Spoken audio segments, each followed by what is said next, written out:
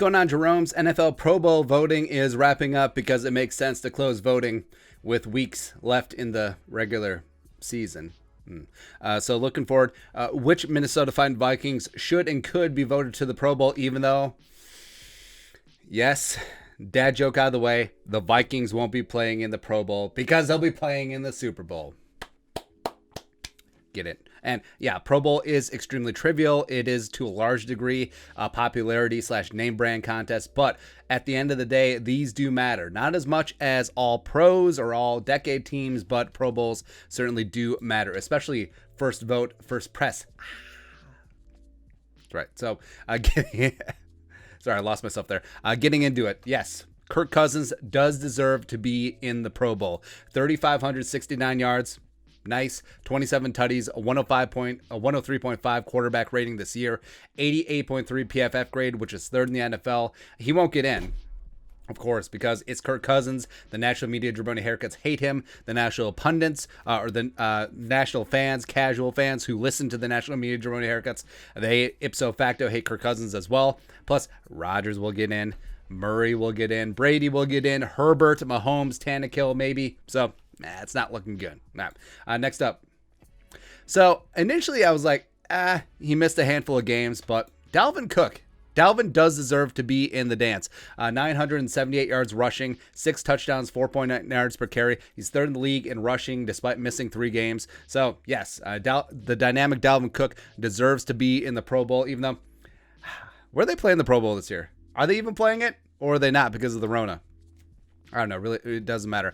Also, someone who deserves to, I'm trying to say goes to Hawaii, except they haven't had the Pro Bowl in Hawaii for years, because you would think that a multi-billion-dollar organization could afford a couple of players and a couple of families trips to Hawaii and renting out a Hawaii stadium for an afternoon, but I guess not.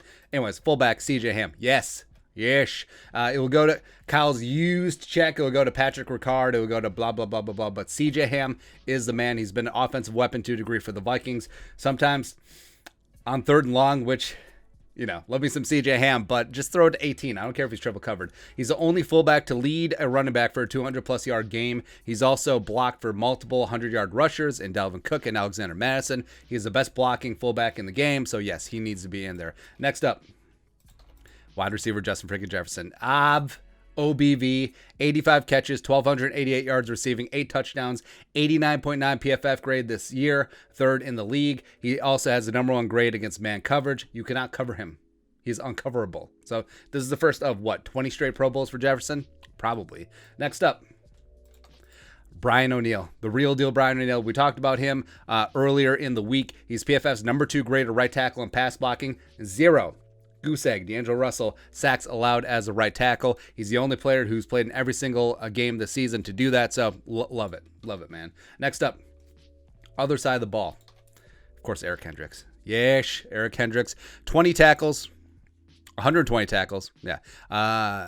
Because 20 tackles would not be a lot. 120 tackles, 5 sacks this year, a career high, 2 interceptions, 2 passes broken up. Not only is he the best coverage linebacker in the game, for my money, he is still the best off-ball linebacker in the National Football League, so he deserves that credit. Next up.